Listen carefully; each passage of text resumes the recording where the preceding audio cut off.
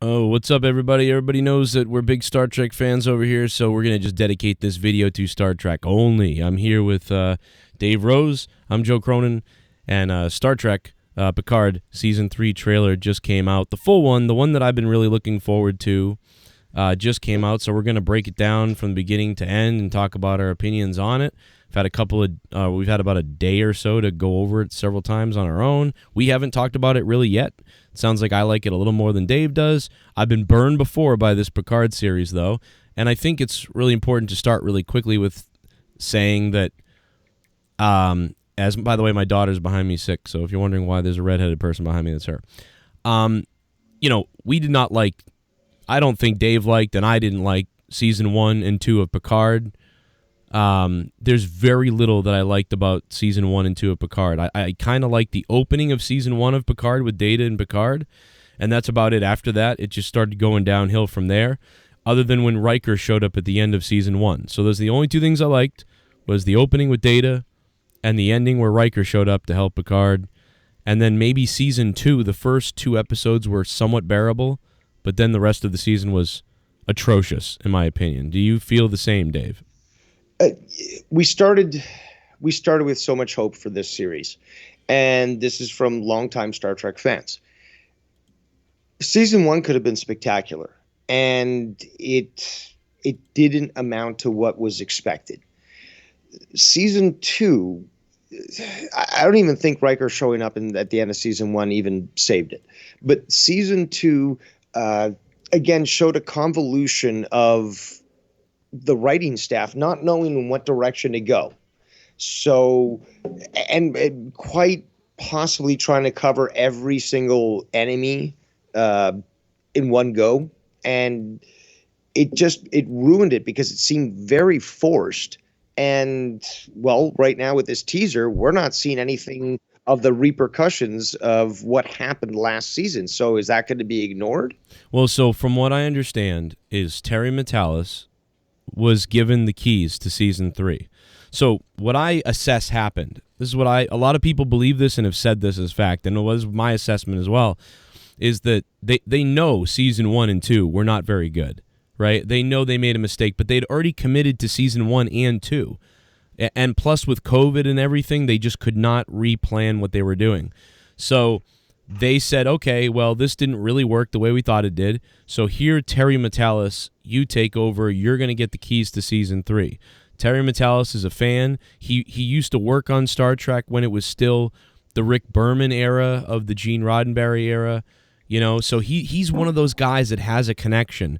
Objection. I'm going to have to say this. You've got Season 1, which was quite set in its ways. They were getting criticism online from fans and so forth. And yet, what did they do Season 2? They doubled down. Season 2, especially with the going back to the 20th century or the 21st century, the early 21st century, and first of all, putting things into a political scope and creating that was evident, and it was annoying, and it was unnecessary. Also ignoring a lot of canon as well, but it really, I think, was detrimental to Season 2. There was so much wrong with Season 2, it's almost unbelievable in my opinion. Other than one of the biggest, my favorite things was John Delancey at the beginning showing up de-aged because he looked so much just like Q used to look that it was kind of amazing. And then he snapped his fingers and, they spent hundreds of thousands of dollars on an 8-second shot or whatever. But let's move on to the Season 3 now, because I guess the only thing, we don't really have nice things to say about Season 1 and 2. I think we agree with that. And I think no, we do. The fact that we went in there not looking to dismiss it or to be detrimental or dismissive, whatever. We were optimistic. We were very positive in our outlook, hoping that we would see something that would continue on the story of, something that technically didn't necessarily need to end it. All Good Things, probably one of the best endings of any shows ever. Right. And no matter how bad the movies were or how bad this has been, you can always put on All Good Things and just go, that's how it ends. I'm done. Let me get out of here. because yeah, it's really rough. Now, So, yes. no, so I mean, I guess at some point we should go back and kind of like, we could pick apart. We should have been doing this in the beginning because it would have made it more fun at least to be able to ridicule season 1 and 2. Because I mean, my wife stopped watching it, so it's crazy. At what point? At what point did she stop? She stopped. So first of all, Akiva Goldsmith is the one that's the problem. You know, he just doesn't. I don't know what he's doing. And whoever, Michael Chabon, who wrote the first season, and Akiva Goldsmith, everything they've done has been terrible. Now, you know, Terry Matalas, his first 2 episodes of Picard season 2, I thought were the best, and you know, he did those. So he kind of. Oh no! Don't die on us. Don't die on us. Did you give him your sickness? Who called me, by the way? Oh, sorry. I thought I had myself muted. No, it's okay. We heard you dying. That's what I heard.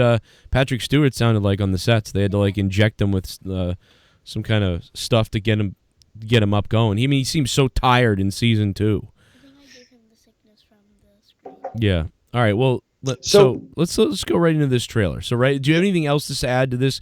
Because honestly, you know, my opinion is that the first season was a disappointment and a bit of a kerfuffle, and honestly, kind of, I don't know, man. You almost several wish... stumbles and false starts. If they had and gone he's a robot in, now. and I think that because they initially announced this from the get-go, and even Patrick Stewart said that this was going to focus more on social issues as opposed to just telling serial stories on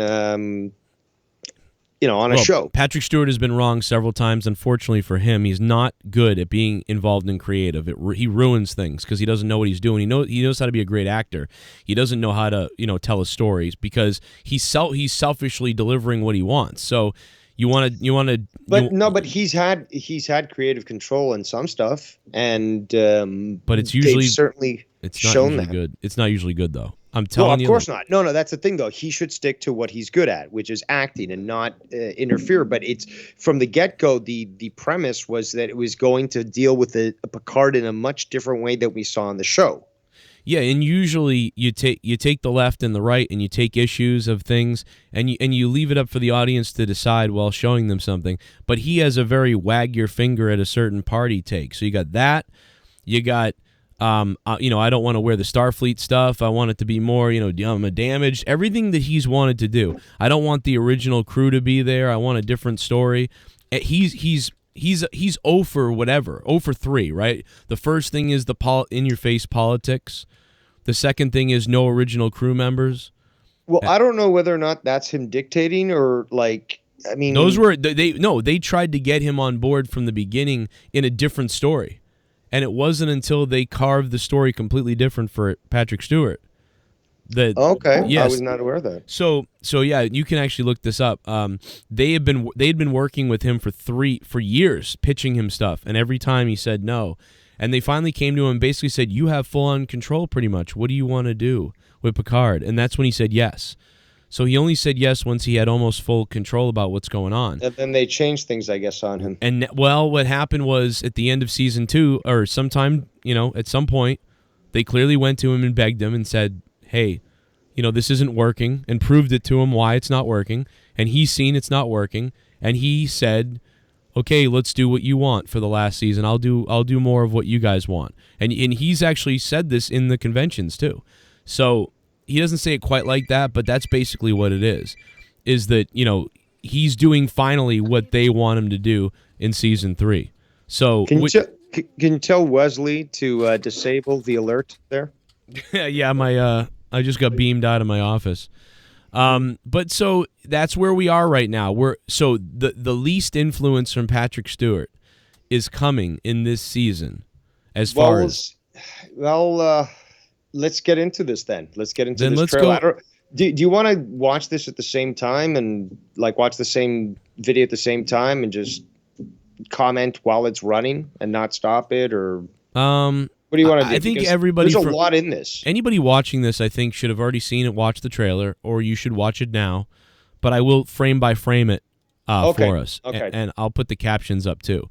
All right. So it starts off with basically, and this is another iteration of a Tellarite, and their appearances has altered massively since the 60s. Right. So you've got obviously Picard there at obviously a very Western style, human restaurant, and then two Starfleet agents potentially show up. Yeah. We're guessing Starfleet's agents, I guess. They're suits. Yeah, there you go. You can see that with the suit. They're wearing Starfleet uniforms, and they address him as Admiral. Now, did he go back to Admiral? What happened? There's no indication as to what happened afterwards. You would normally think, at least with the trailer, it would give some sort of build up to explain, okay, this discrepancy in time from the last season to this one. Well, I'll jump in real quick, and I'll say that, to be honest, in my opinion, I almost think that they are mostly trying to get away from those first two seasons as if they almost didn't happen. I think that they want this to be, I believe they want this to be a love letter to the next generation and to all of us, and that you can pick up and watch this having never really watched the first two seasons. And that's what the guy who wrote it, Terry Matalas, said, that if you miss seasons 1 and 2, you could just watch this. So I don't think there's going to be much of a nod to the and we know that most of the people from the last season aren't in this season because it was so bad that they just, they either, some of them I think were written out of their contracts, that they were bought out of their contract. So we're just going to ignore the whole new Borg continuum that's come in through a finagling of the timelines. So now you have bad Borg in this universe, but also the new good Borg, right, with Blondie. Yeah, and quite honestly, if you think about it, to dive into it, there's been these kind of skews in the Borg now for a long time. There's the Hugh situation where Hugh and the other Borgs were kind of like creating their own colony while non-assimilated, and then you've got this new Borg that's, I guess, the good guy Borgs that are guarding this wormhole or whatever that thing was from last season, which is ridiculous. And now you've got the regular Borg who are still out there being the Borg, and potentially you could maybe even see them pop up again here, because later on we'll talk about why. But so yeah, there could be all these different sort of factions of the Borg now, which is getting a little ridiculous. But yeah, they don't really talk about it. But you know what? You wouldn't want to put that in the trailer. You know what I mean? Because it's like we're trying to. It's really supposed to be about the crew, and we're back, and something's going on, and all that stuff is going to be, I bet, in here, but glossed over. Really quick explanation type of thing. I think that the whole purpose, and obviously we'll get into this, the whole purpose of the trailer is to build up the anticipation for what we're going to be seeing this season. Right. And to at least connect to the audience with that. Now, not necessarily needing to show the Borg.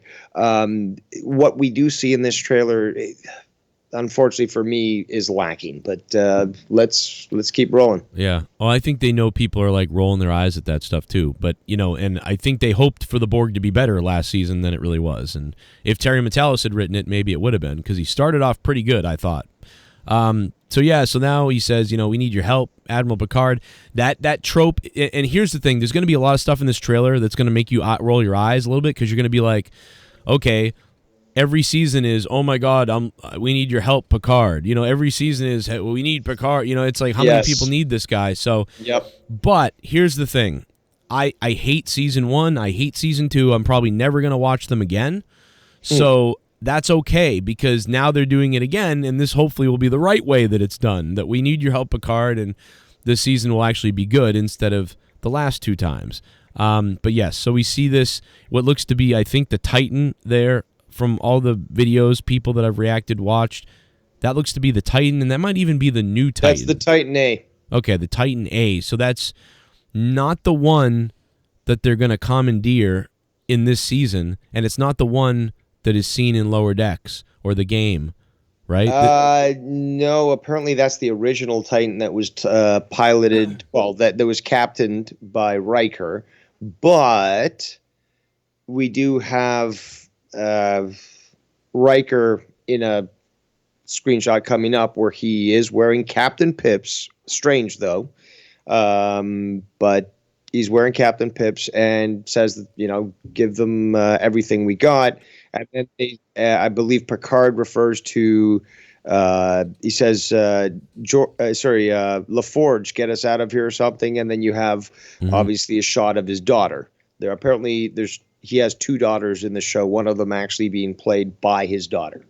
Yeah, it's a coming up. We got a shot of Raffi. Pretty much everybody hates Raffi. So I mean, I think some of the new fans like Raffi. So that's at least I'm glad that you bring that up, because there's a scene in this trailer where Worf does headbutt her into the ground, and that made me feel good. I think they know what they're doing, by the way. So Michelle Hurd's I would say the least favorite of the original fans, or most of the older fans, but she is a favorite among the Discovery crowd, right? So why is she a favorite? Why. Yeah, and the reason why is, it's probably she just talks. I don't have to go into that. But I'm willing to embrace her a bit more, as long as it's kind of called out that she's not a very good person. And if that was called out more, then I would be more accepting of I would it. actually agree with that. And if she was one of these characters where, she was stuck at a certain rank, for example, she can't get over, and how she ever got to the rank she got, I don't know. But if she was stuck at a certain rank, but, captains would recognize, okay, this person's kind of troubled, but they did get into Starfleet. They know their thing. Like, this is the perfect person to put undercover, to send down to a planet to go investigate things, because this is how they know their thing. Right. They're like sort of a rebel and stuff. And, that could probably translate a lot more to a character that becomes more likable, because they know they're bad.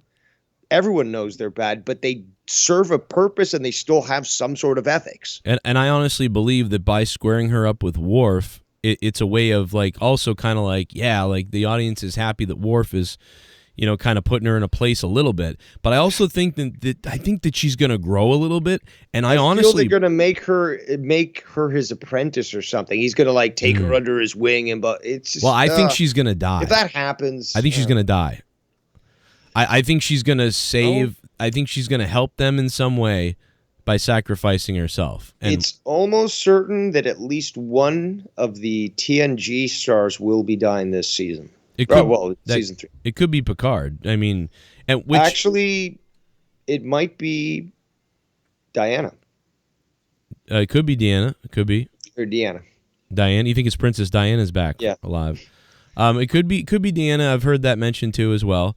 But I really don't want. I think that they're aware that people don't want people dead, and I think that they're sensitive to that at this point. That listen. People do not want more members dead.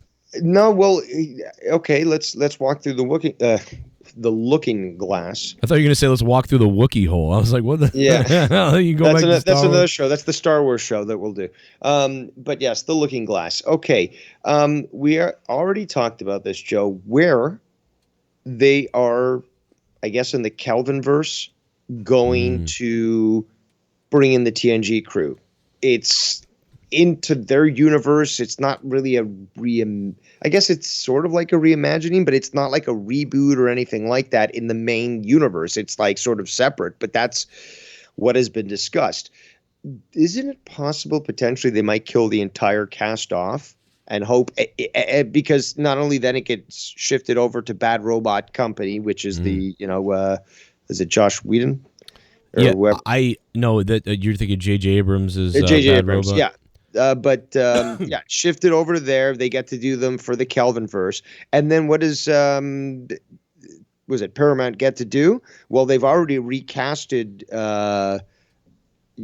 actors in the main roles and such. So now they can recast them into their universe to take over for when, Strange New Worlds and all those other shows end up ending. I don't think they're going to kill anyone. And now there's a possibility. Nobody, eh? No, I mean, maybe there is a chance one person, but I don't think they're going to kill anything.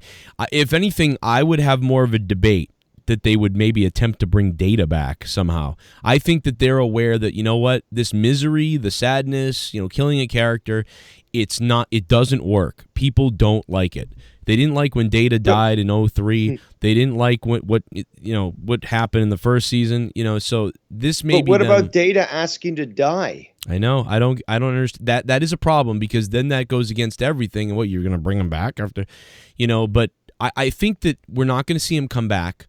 But what I do think is that in some way you're going to see him somehow, and I don't know how that is. Whether that's like they're on the holodeck, like looking at the old Enterprise, and they're all standing on the ship in a holodeck situation, and they go, "It's not right without Data," and they kind of like, computer. And who would be the most perfect opponent for Moriarty? Right. Spoilers. Right. Than a holodeck version of Data that's been somehow uploaded and allowed to utilize holographic,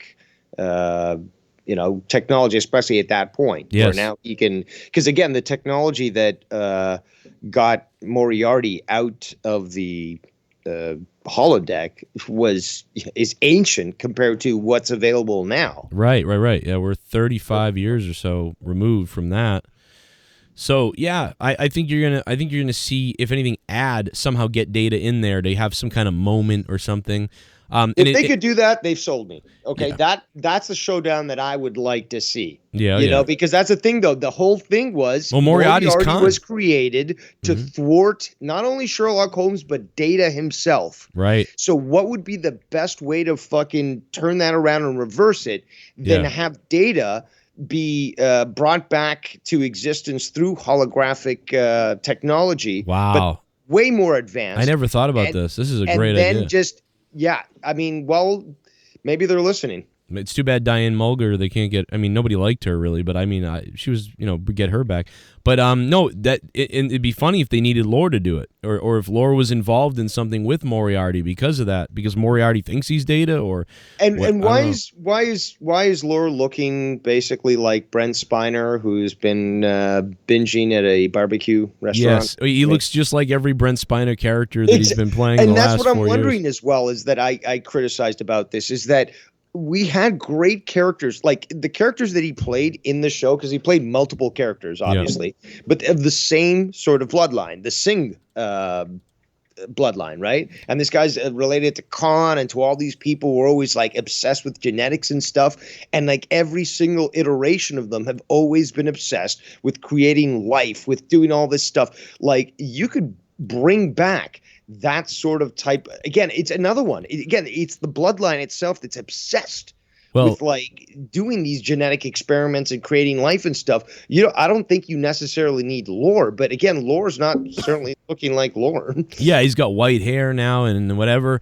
I'm hoping, because he looks like he's got humanish skin. He doesn't have the full-on robot skin. Well, maybe he perfected what we saw in First Contact, where the queen, the Borg queen, was attaching skin to Data. Well, it would be great for me, because like, let's make Lore really bad, and by making Lore really bad, I mean this. Lore, what have you grafted skin? You found a way to graft skin on your exoskeleton or your body or whatever, in your entire body, and he's like, well, it wasn't hard. It was easy to get, and he starts describing who he killed, and he took someone's actual skin. And then, Geordi's like, or whoever is like, but why did you do that? You could have just synthesized the skin. And he could have said something like, this was more fun. Like, that's like a sick thing. Like, he carved someone up for real skin rather than just synthesizing it, when he could have just made it. And he did, I believe he did have a feeling chip You're right. working. Yep. But I believe he was disassembled the last time we saw him, and I think this was in Picard that he was disassembled. In season, I believe 6 or 7 of Star Trek TNG, the last time we see him is after he's trying to he's going to perform brain surgery on Geordi, and they end up shutting him down when he's trying to control the Borg. And they never really explain it. They don't say I don't even think they say Lore's been taken back, or they might have said that really quickly. So the assumption is, okay, Starfleet has control of Lore. But they never mention that in Picard when they have B4. Hey, we tried to put Data's brain into B4. It didn't work. Hey, but what about lore? Nobody ever said, well, we never tried lore. We have lore. Isn't lore somewhere? So they're going to have to quickly, I would think, throw in exposition at some point, like after we see lore in the show, of almost like, well, you know, we didn't know where lore went after he was stolen or after he got away or whatever the case is. What I'm getting, the vibe I'm getting, unfortunately, and it would only make sense if there was somebody who it would connect to. The point I'm trying to say is that it seems to be that somebody, obviously the lady, Amanda Plummer is her name. She was in. So he married an axe murderer, Pulp Fiction. Pulp Fiction, yes, exactly. So she's actually the daughter of Christopher Plummer, who played General Chang. Right, Star Trek 6. Great Star Trek movie. Probably one of the best. But she looks, again, from what I'm gathering, to be recruiting, if you want to call it that. Say that again, Dave. In 3. Did I lose you? No, I'm here. I'm just trying to, you can cut out so you can cut it out. I got it. But in 3, 2, she looks like she's actually recruiting a bunch of different enemies for Picard. Yes. And it looks like it's like a rogue gallery. It's like but there's no connection. We don't know what she means to Picard. And I would have liked even if there's supposed to be a big reveal, there's no hints. There's no hints as to I don't think who they this want to. person is. I don't think they want to. There should be. Why? Because then there's speculation. Oh, well, could it be this? Could it be that? Could it be again? Like, for example, what if it was Romulan? Could it be Sila's daughter? Could it be somebody else's? Yes. What if they were Vulcan? Spock's daughter, maybe. All these other people. Well, she's got human ears. We know that. Yeah, well, yes, that's the thing. But her name is I can't remember what it was. Sorry, but I didn't notice, Dave. I didn't notice this before, but take a look at what she's wearing here. That's almost a bit of a slight homage to what Chang wears in Star Trek 6. Not quite, but I mean, you know what I mean? The red and blacks. Look at that. Yeah, a little bit, but you know what? I've actually seen some theories, and I also saw this when I saw the trailer, is that if you look at her ship that's being used, it's called, first of all, it's called the Shrike. Now, anybody that knows, hardcore canon stuff knows that Shrikes are basically attack ships that have been used by the Romulan Empire. Is this your mother, Dave? Look like one. This might be your mom, Dave. She looks a lot like you. Ew, gross. I mean, for an ugly woman, I guess. No. I'm sorry.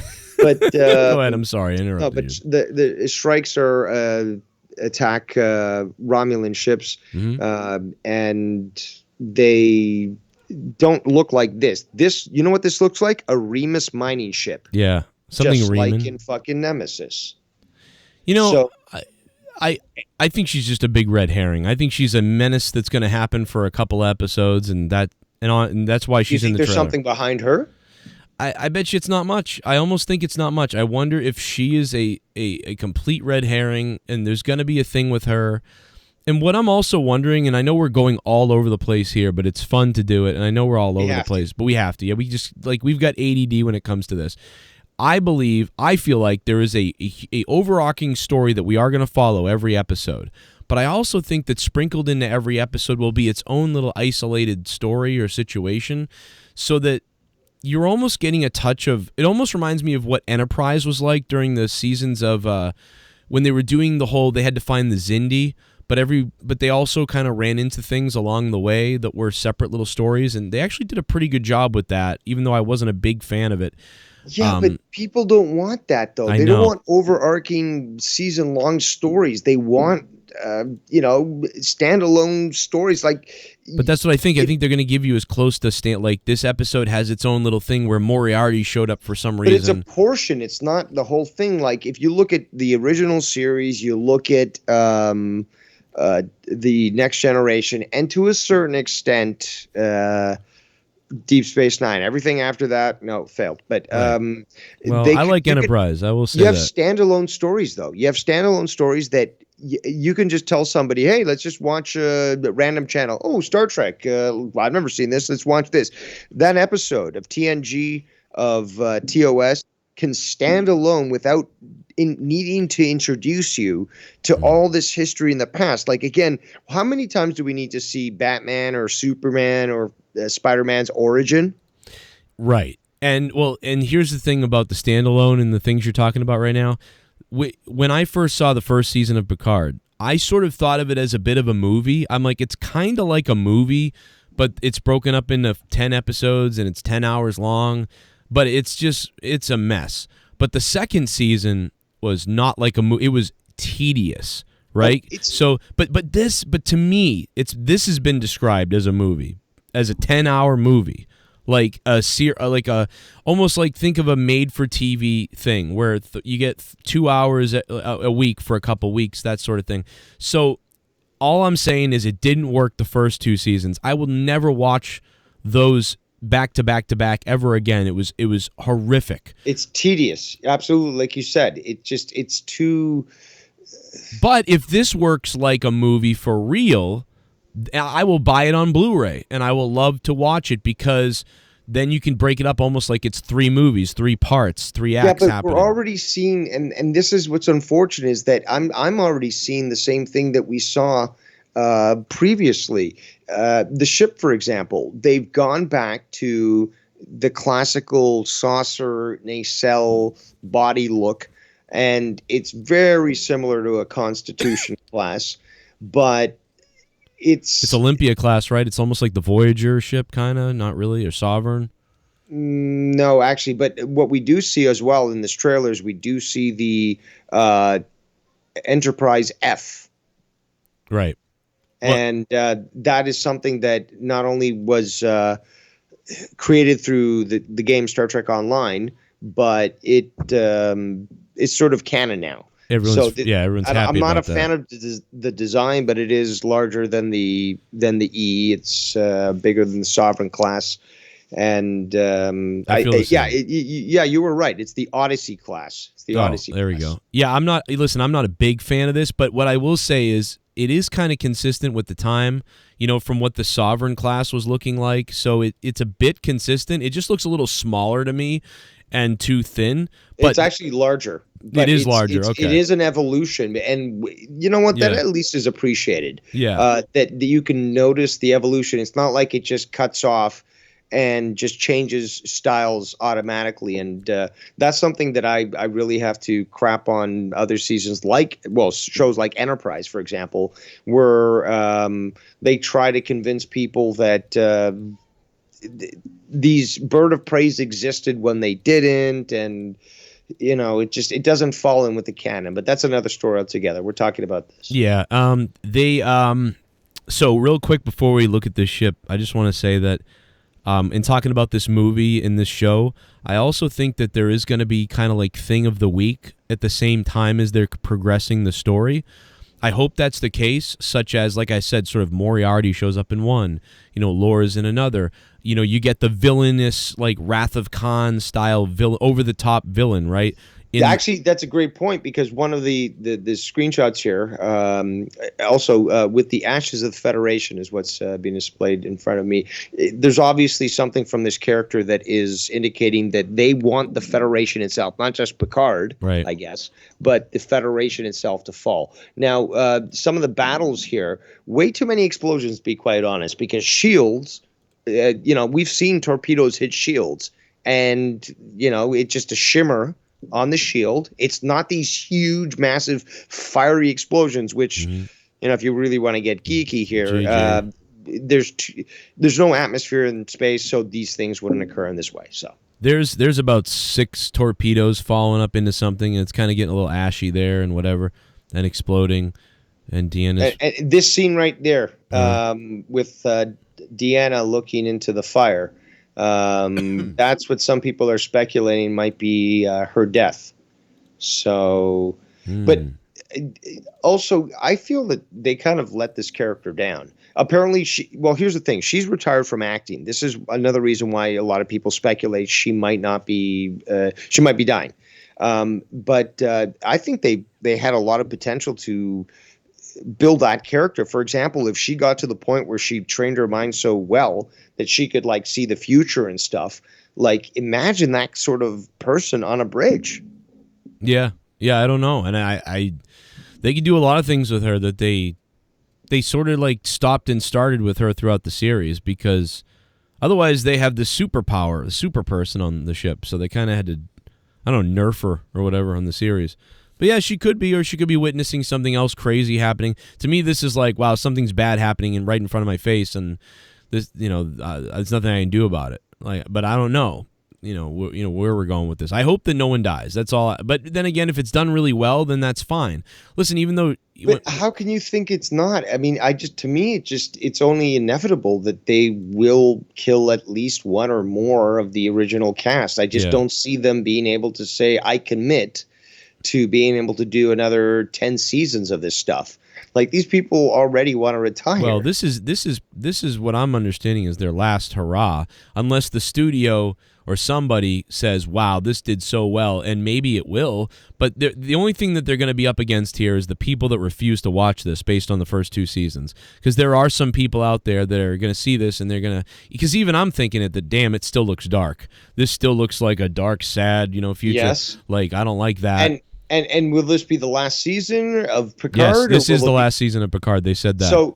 So, well, if that's the case, the proper way, and you're right, looks too dark. The proper way to send this off is, again, another All Good Things. I mean, you don't want to see these like, you want to see culmination that you can be happy with, and I don't always agree with that when it comes to movies and stuff. Sometimes there needs to be some sort of hard hitting situation, but regardless, is these people have done their time with Starfleet. Like, why are they still gallivanting there and or gallivanting, I should say. I mean, it was their lives. That's all they wanted to live for at the time, so I get yeah, that. but now Worf apparently is a pacifist, but then he fights with Raffi. Well, so I believe that's either a joke or Riker makes a joke after it, so it's probably serious. But I just think he means he prefers pacifism first. Like, he's not gonna, But this doesn't match really what we've seen with All Good Things and all the other time travel episodes where we see them in the future, and they certainly don't act in this sort of way. I don't know. I honestly think that there's some sort of I think that adjustment also to. No, you're right. There's a little bit. And I think, though, the Q timeline isn't necessarily going to happen 100%. And even they say that in that, I believe, that show, in All Good Things. So it's not 100% that everything they saw in that episode of All Good Things is going to happen. Because even Deanna, is dead, right? In that, I believe Deanna's dead. So there's your theory. That's another reason why people have that theory, is because she is dead in this time at that time. So that would sync up with that. But, Geordi has 2 children. Remember because Worf blames Riker for the death of Deanna. Yeah. And a lot of people forgot about that. So, that's what you're talking about. But not everything happens the way it's going to happen, right? Even, I think, Picard's nephew is mentioned or something, and it's like, well, he dies in generations. Well, actually, if you look at the scene where he's got... Worf is talking to a guy with what appears to be a Starfleet uniform, and he looks mad. And that is the same actor that actually played Picard's son in the Nexus. Yep. Remember? And he was one of many kids that apparently Jean-Luc imagined. Uh-huh. And this is the same actor from that point. So there is speculation he might be actually playing Picard's actual son. Oh, wait. So the guy who is speculated to be Picard's son is what? He was an actor on the show? Yes, at 6 years old. He played not on the show, on the movie, on the Generations movie. He was one of the when one of the kids. Picard welcomes all the kids in. and he's like got 7 kids or something like that. Yeah. One of them is that kid. That's crazy. Is the actor. So there is speculation that it might actually be him. I'm trying to look through for the clip, but yeah, I saw the picture of him. It's Worf looking right at him. I want to know how Picard had a kid, though. It's in a city, though. Well, that's another thing that needs to be addressed. I mean, aren't you sick of the Picard has a kid story, or a clone and Shinzon and somebody? Well, that's actually another thing is that, again, there's speculation that this character, played by Amanda Plummer, yeah. Is basically another clone of Shinzon. Or another clone of Picard, right. Just like Shinzon was. So the uniform, for example, the ship seemed to remind some that it might be somebody that's Riemann or connected to the Romulan sort of empire. And, they could have done this so much better because in season 1 they addressed this. There was a lot of resentment towards Picard. First of all, this whole stupid synthoid crap should have never been covered. Ridiculous. It could have, but with the Romulan story, that could have actually led to something, I think, a lot better because resentment towards Picard, who, proclaimed himself, again, he changed. Obviously, something happened. But he started to be an SJW and protect the values of the Romulan people, and he still couldn't save their planet, blah, blah, blah, and all that and that. And, the resentment at least can lead to a good story. But you know what I hope the villain is at the end? I hope it's Armus. I hope he got off that planet and he's looking to kill Picard and everybody. And he wants to kill Tasha Yar again. Well, that's what I would love. Imagine, it's me, Picard. Like Armus got off the planet. I would love that, but he's an idiot, though, Armus. I would think that would be the appropriate thing. That would be, and, you would expect that it's this sort of leading to somebody that's dealt with Picard. Obviously, season 2, his nemesis was Q. But you would think that there would be something in this season coming up that is an established enemy, but an enemy that's above all the rest. Who is this Amanda? What if the top enemy, though, Dave? What if they went into the logs of the Enterprise and they researched all the enemies and all the people that Picard ever had problems with, and they went around finding them, releasing them, working with them to try to do this. You know what I mean? Like, what now? Why would you want to go after a guy who's like close to death anyway at this point? You know what I mean? Hey, we're going to get you finally now that you're almost dead anyway. Mm-hmm. It's kind of a funny thing, but I don't know. There have been situations where he's been studied and they've gone after him. That could be true. Oh, had to pause. Hold on. Okay. All right, we're back. Sorry. Yeah. There's been times where Picard has had to deal with that sort of thing of people coming back at him. So that's why it feels like it's got to be more. There's going to be something better, smarter at the end of this, not just. And that's why I think the Amanda Plummer thing and all this is kind of like a ruse, like a bit. It's part of what we'll see. Like I would prefer that. I would prefer that she just be a puppet to somebody who's behind her that's really trying to, like, again, we need somebody who can meet with Picard on his level of tactical knowledge of. Again, there's been so many great standoffs between Picard and others. The House of Duras, for example. Yeah. Even Gowron. And we're just talking, Klingons, for example. There's also been the Romulans and stuff. He's even Starfleet. He stood up to them, and he's shown a tactical knowledge that very few have. Yeah, I don't know who it. I mean, I just think that we're missing something. Maybe not, but maybe not. Maybe they gave us everything in this trailer. You know what? You're right. Why? Because the teaser, not the trailer, but the teaser that came a few weeks prior to this one, showed a lot of different things. So, right. And some of those scenes might actually be stitched together. So you might not know, if they're real or not. Yeah, I get the feeling like there's got to be there's something more, and this is what I would do. If the first 3 episodes or whatever, I just hope that it is like this, that there's all these multiple things going on, because it would be exciting to see the Khan woman type of thing here. By the way, Moriarty is similar to Khan. He's been locked away by Picard and the crew in this box. You know what I mean? So marooned in this, simulation. So I don't know. Maybe that's sort of a thing too. But maybe there's more. And I also thought Denise Crosby was supposed to be in this season, and she has not been in a trailer. Right? I haven't seen that either, and I would have thought again Sela would have potentially, or what if Sela had a daughter who wanted to avenge her mother? Yes. There's a lot of potential there. Yeah, so I don't know. Picard has faced a lot of. My point is, Picard has faced some amazing enemies, but this enemy that comes up that's unknown, there's no connection to it. Am I curious? Of course. But if there was a little bit of a clue that was dropped that would say, hold on, is it this? Is it that? Is it that? Then I might have a larger interest in actually figuring out, watching the series. But this character just doesn't seem compelling to me.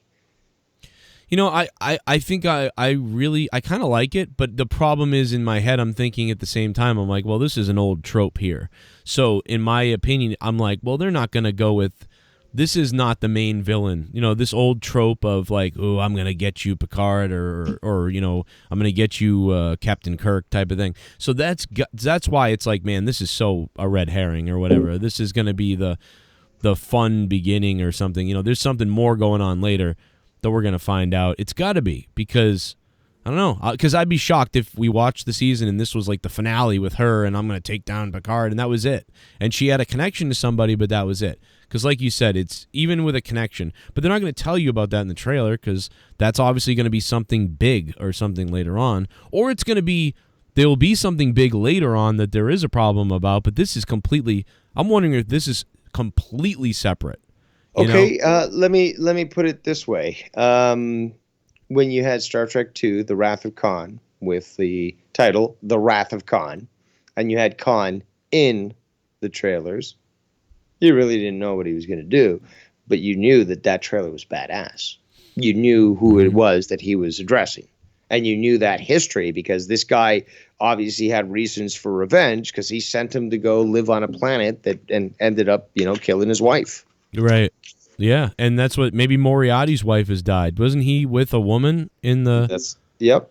So, like, there's a lot of things that they can sort of do over again, but if it was a movie by itself, you'd be like, okay, they copied Wrath of Khan.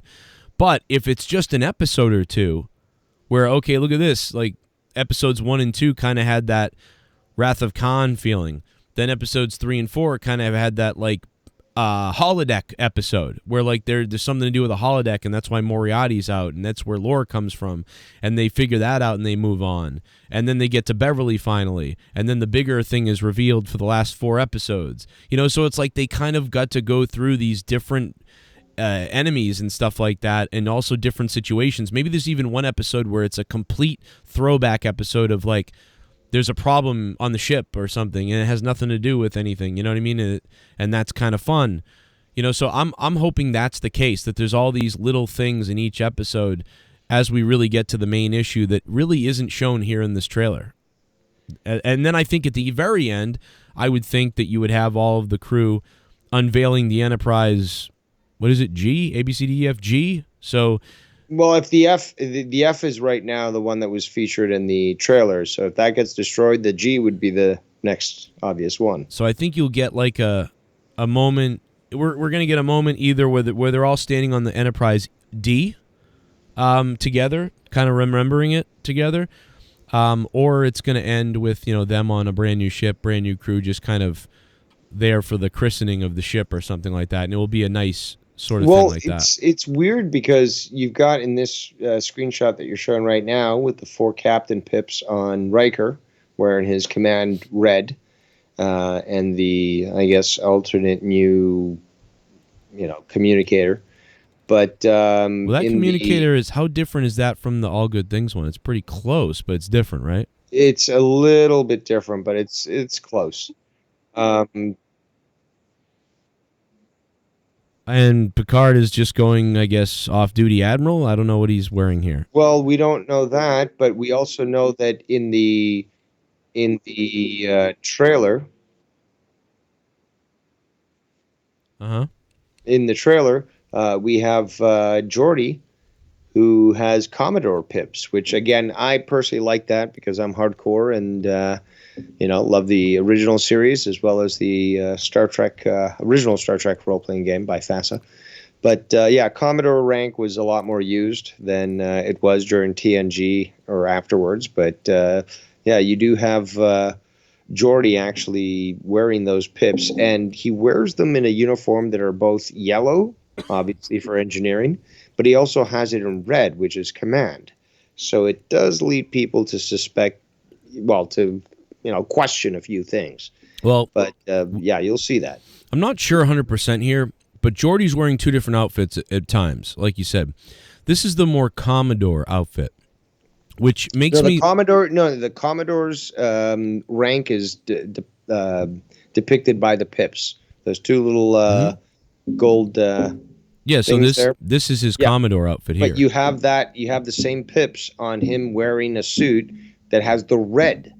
Let me see the red one, because I thought he was wearing still the yellow gold later. It's when he's in a street, I believe. I'm trying to find the Geordi clip, because my opinion then is I think he's got this outfit on earlier in the season, because later on he's dressed like everybody else. But here he's still in his real Commodore outfit.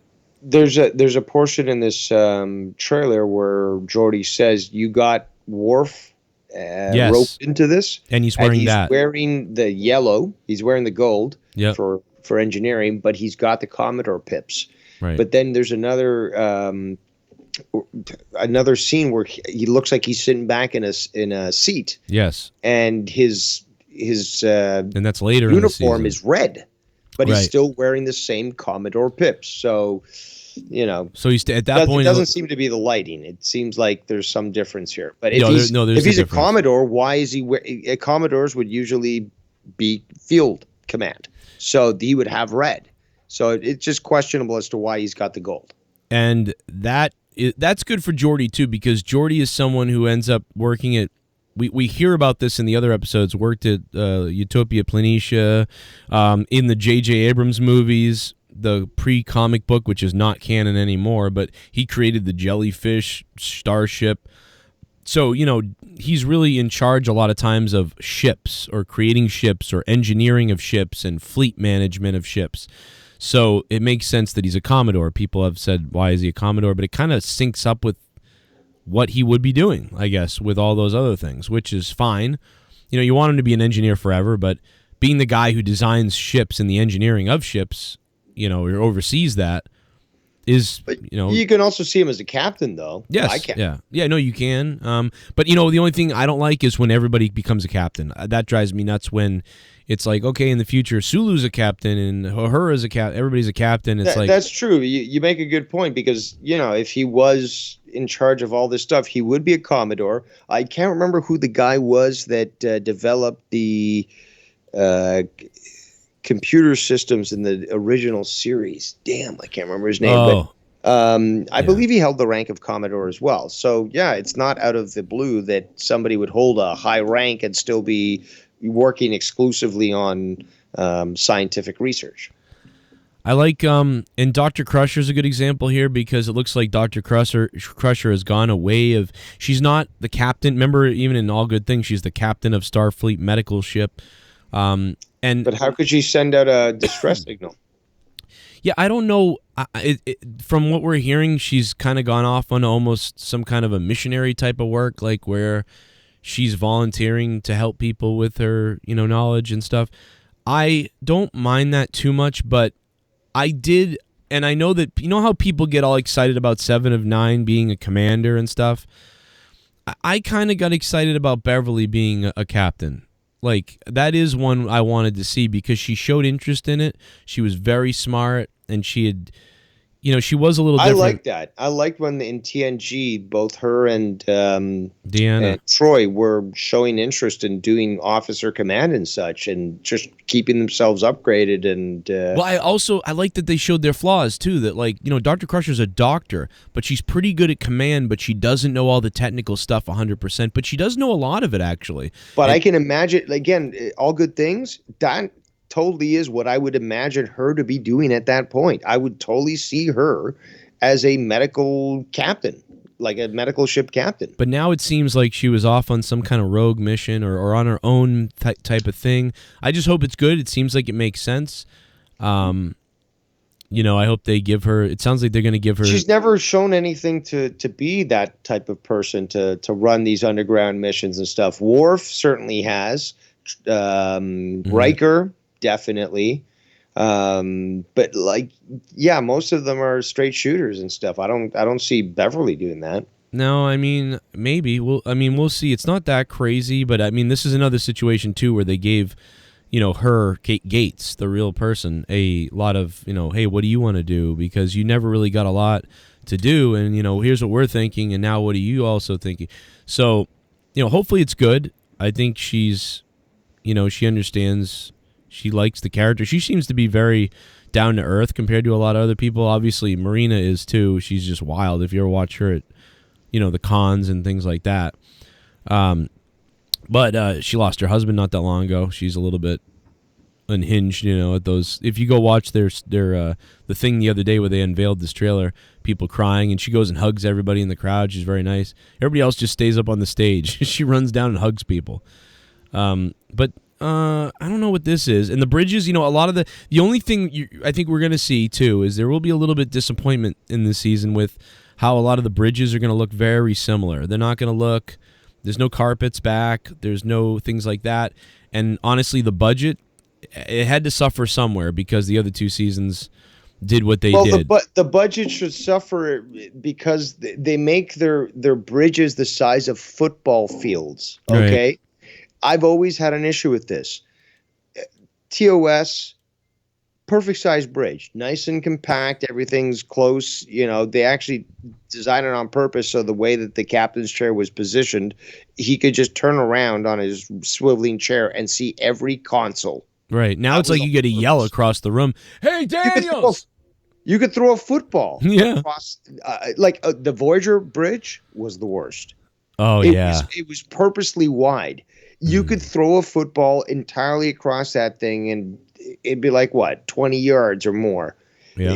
It was just, what's the point? And more importantly is that, A, budget, B, it feels, a big portion of the attraction of Star Trek was the fact that you had the space battles, and it feels like a submarine. Why do you need these huge areas when the thrill of the submarine battle is because everyone's like in an enclosed small area, and you got lights, red lights going, and it's hard to see and such. So I think they need to go back to smaller bridges. Yeah, and I think they've tried a little bit, you know what I mean? But unfortunately, when you see the view screen here, you think, okay, I think they're like, I'm trying to think of Discovery. On Discovery, this whole, and also when Riker showed up last season, it was the Discovery Bridge that they just redid, dressed or whatever. And this is a fucking luxury compared to the Enterprise D. Yeah, but look how much this is good though. Real estate takes place. But this is good, Dave, because look at the bottom. On Discovery and on the episode with Riker, where he showed up at the episode of first season of Picard, this front area extended for a long time before you get to the viewer screen, and it was like, what is that about? So they've moved the screen closer here, but the screen is still very wide like Discovery. So it's kind of like, well, Discovery is supposed to be before James T. Kirk, and this is supposed to be way after that, but they look almost the same. And in Discovery, they're popping up things in the sky and moving them, and here we're back to the consoles. So there's a little bit of there's obviously a discrepancy, but you know what? I hate Discovery, and I just pretend it isn't real anyway, so that's Look fine. at the distance between Com and what's the other one? What, the left and right sides? Yeah, exactly. Yeah.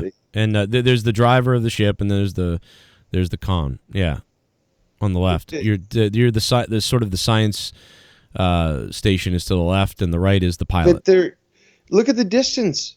Look at the distance between the two. I mean, like, that's not too whether bad. it be even with TNG where they were separated consoles, they could literally high five each other from each seat. They were close. This is not that bad though compared to Discovery. They're way over. Like they're not even. They wouldn't even be in the shot. Mm-hmm. If this was Discovery, you wouldn't see them in the shot. Which is crazy. So I don't know. I'll take this a little bit, right? Because every iteration of Star Trek, they upgrade a bit, right? So TOS is what it was, and then TNG was a little bit bigger and a little bit spacier and a little bit whatever, and now this is a little bit more. I think and also the movies. You look at the movies, they were getting dark too. They barely had the carpet, but it was really dark toned in the background, the lights. So this is more in line with the next version of what you would see according to what we saw in the movies. And that's the thing that I think we have a problem with a lot of times is this show is continuing more off what we last saw in the movies. Which movies though? Well, Nemesis and Contact. Okay. And the original or the main universe. Yeah, because if you look at the bridge, First Contact. You're right. Actually, you're right because it's exactly the same. First Contact's bridge is very dark. It's very wide, and it certainly doesn't give a positive light on things. Yeah, it's not quite like TNG. It's more dark. It's got the dark blue lights. The picture you're showing right now is actually in the good times. If you go show Red Alert, like it looks like a cave. Now they can high five themselves. They're actually closer here. Data and this guy, I forget his name. I think they're closer here than on TNG. They are. Because on TNG, here they are on TNG, right? But that's like you got about 3 feet of space there. But they're close enough, and that's important too because if your if your crewmate is unable to access their, we've seen this in other episodes. They can't access. They fall unconscious. You just lean over and you touch their panel. I mean, let's be honest. The TNG set, although it's my favorite set ever, and we're gonna love it forever, and I'm sure TOS fans, their favorite bridge is the original bridge there. But let's be honest. The '80s TNG bridge looks like a fucking 1980s Volvo. You know what I mean? Like they try, like it's so 80s, just like how the 60s was the 60s. And my explanation in my head was always that in the future, people longed a bit for classiness or the past because they're so futuristic that they don't need to go around. Everything is futuristic. Look at how futuristic it is. You wouldn't want to do that. You'd almost want to have a throwback look while integrating like today, the everyone wants to be nostalgic. Yes, exactly. Like so, exactly. But I don't see 80s when I see the TNG bridge, and there's so many great iterations because you've got the photo that you just showed where all the seats are separate. Then you had I think season 2 where there was a bench behind them all, and it sort of connected everything together. Then you had the additional seats that were added where you could have 5 people sitting on the bridge and stuff, and it was the seat that pulled down. But the great part also is that we've seen that bridge, the TNG Enterprise. This is the Enterprise E bridge. This is the E bridge. Yeah, but the D bridge has been adapted as well for whether it be All Good Things or the episode where. Yesterday's Enterprise. Yes, thank you. We've seen adaptations to that bridge, and they still look amazing. Yeah, no, I love. That's the style that I love the most, and that's the style I always love. But this is the Sovereign class darkness. The Sovereign here. class bridge very much looks also like the new one. No, it was the DS. I don't know. Yeah, it's not working tonight. Are you thinking of the Voyager?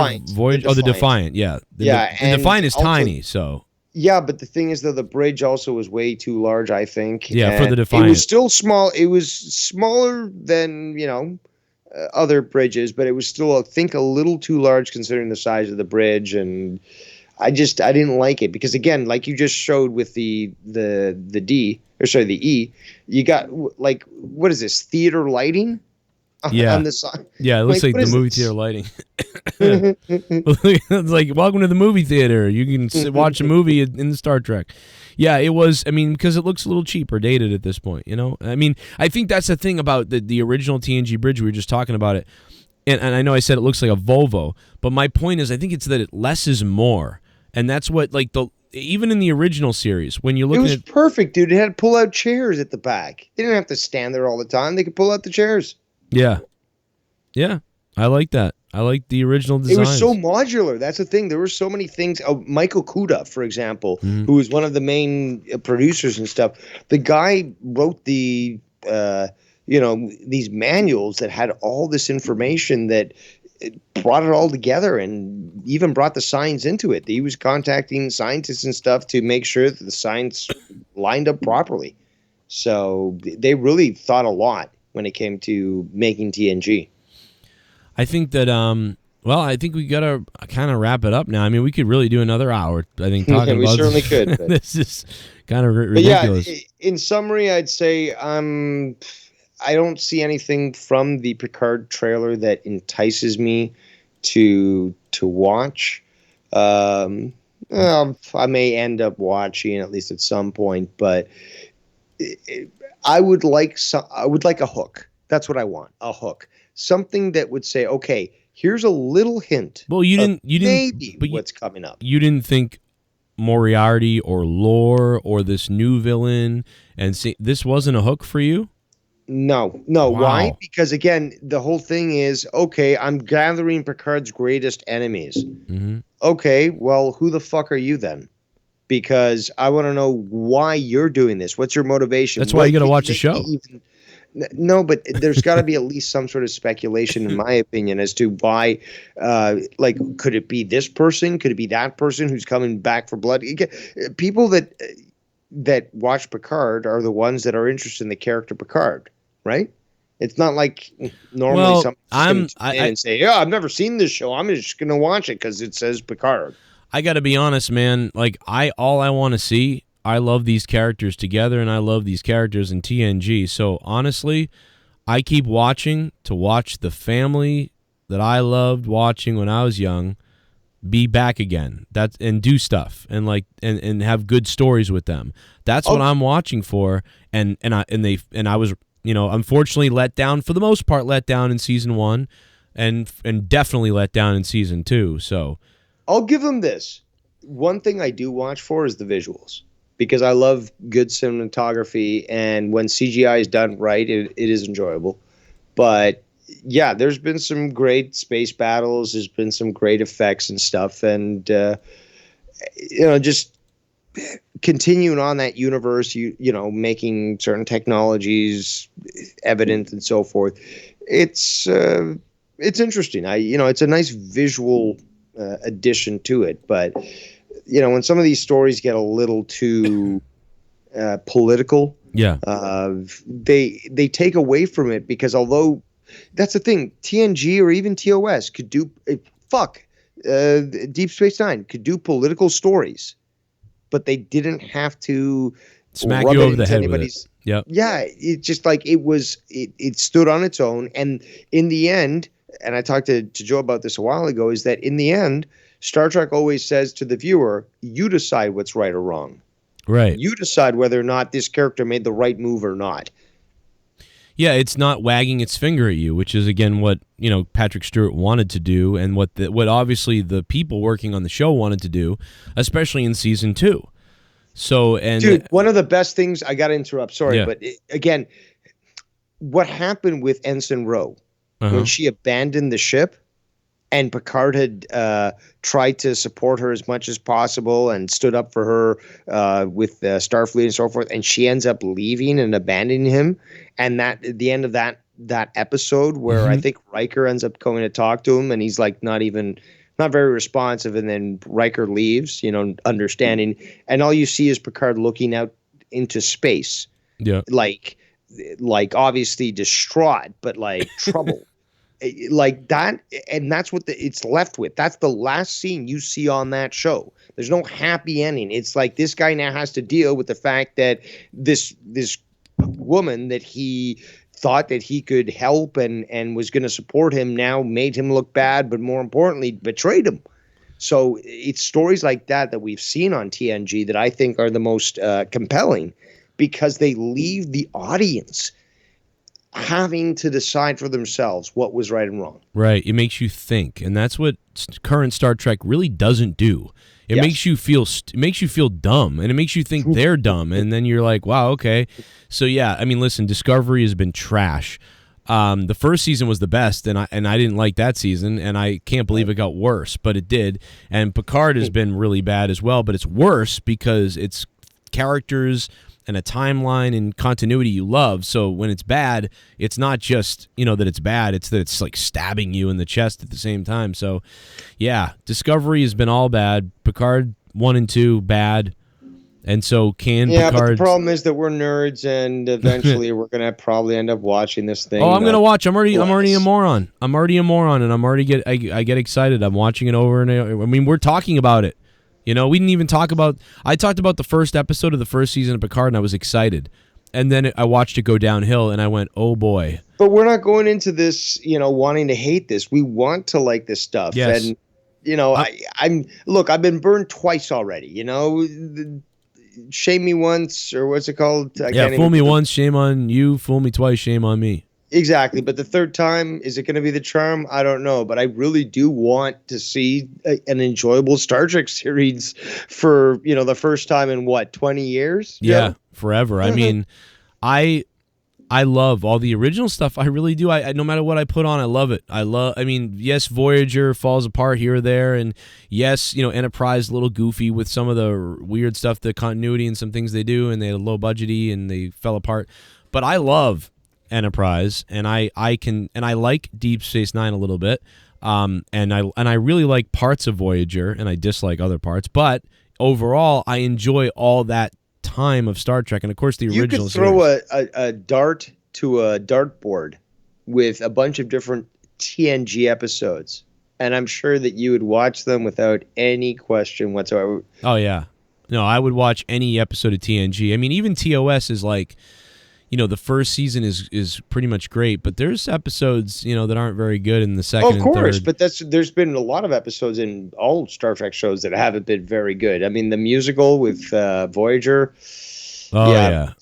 Well, hey, what about when I just thought of something. Remember Deanna's like, I feel darkness on the ship and this awful darkness and stuff. Maybe it is Armus. Maybe Armus is back. I mean, like, wouldn't that be weird? I mean, that guy was a psycho. If there's a reason to garner all of Picard's most treacherous villains, somebody who should have that power should be the one controlling shit. And they should be the ones that are, I guess, at least hinted to. Right. So if this is the case, then I think that we're lacking when it comes to what we were shown, because there's got to be something to tell us who's bringing this to us. It'd be great if it was somebody like you said, and they were like looking through the Enterprise's conflicts. Do you know what I mean? And they were like, I found every baddie I could, and that's what I think. The crystalline entity too. Like, there's another crystalline entity. I brought that here to kill whatever. Well, I mean, why would this happen? It seems a bit comic booky, I will say that, and it seems. And I said this to you earlier. It kind of, even already what we're seeing in the trailer, it reminds me of Batman from the '60s when they did that special, the Hour movie or whatever it was. Yes. And all the bad guys come together to go after Batman. That's what I mean. It may not be that at all, and I'm just being ridiculous. It just seems that way. It certainly does. We've got one villain, we don't know who they are, but they seem crazy. And then it also seems to be the way that they want to do things, is that how else can we go up beyond last season? Right. Just have someone try to get all these people, his worst enemies ever, to attack him all at the same time. It's a very Joker type move. And then we'll wake up and it will be Picard season 1, it'll pet the dog, and then this was actually all a dream. And then he'll go, and then the Romulan lady will be like, are you ready, Jean-Luc? Today's the day. And he's like, yes, I'm ready. And you think it's the reporter coming to ask about the problem, but it's actually the day of the christening of the new Enterprise, and they all are on the bridge, and Picard dreamed everything. Are they going to ignore that too? What happened with this character who traveled through time and was a protector, and Oh God, that was terrible. but yeah, like that was a Gary serpent Seven and stuff. rip-off Like, thing. Oh God, just make the first 2 seasons go away somehow. You know, I'll never watch them. I am capable of pretending stuff didn't happen.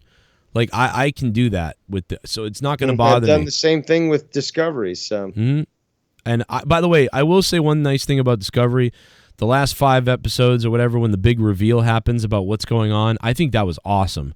And that's the only good thing I'll ever say about that show. Because I was watching it, and as that was happening, I'm like, what's going on? And then when they revealed it, I was like, damn, this is kind of awesome. Like, that was one of the best, I don't know, that was really cool. But everything else has been awful in that show and everything. So, and the drop-in, we're just going to swear at everybody. All right, I really got to go. We really got to go.